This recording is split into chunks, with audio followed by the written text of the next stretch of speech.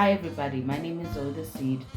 I am the vocalist and the band leader in the band.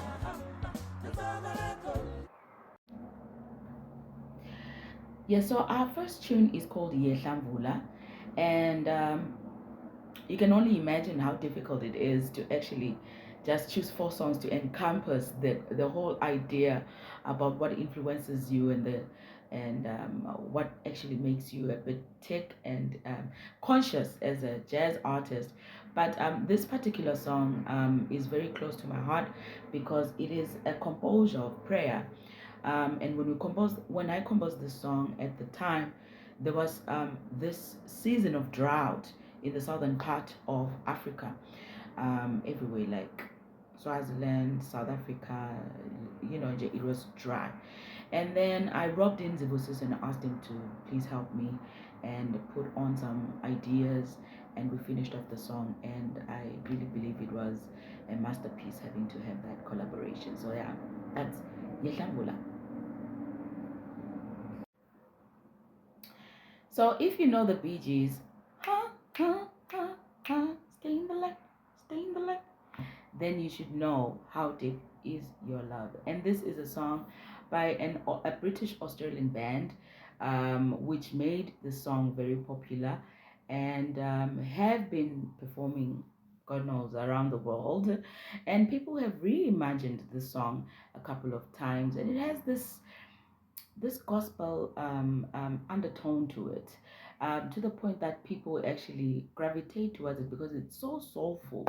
As you know, gospel is very soulful, and yeah, it's just beautiful to see why I chose this particular tune. It's beautiful to see that the younger generation actually get to go back in time and reimagine and rearrange what their mothers or their fathers used to listen, and we can still relate with it today. So yeah, that's how deep is your love. Now this brings us to our third tune, which is Hamba Nontokolo. This particular tune, honestly, is just a reflection of where all kind of started. When you speak about jazz, you can't omit the township jazz, the Marabi sound, and Dorothy Masuga embodies that and have mirrored that as an identity towards the fundamental sound of South African jazz.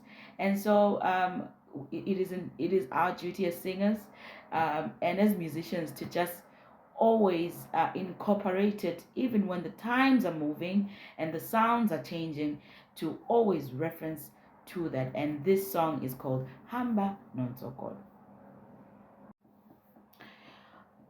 All right, so one of my favorite tunes from African Kize, that is Be Still. What a beautiful, calming jazz piece by African Kize.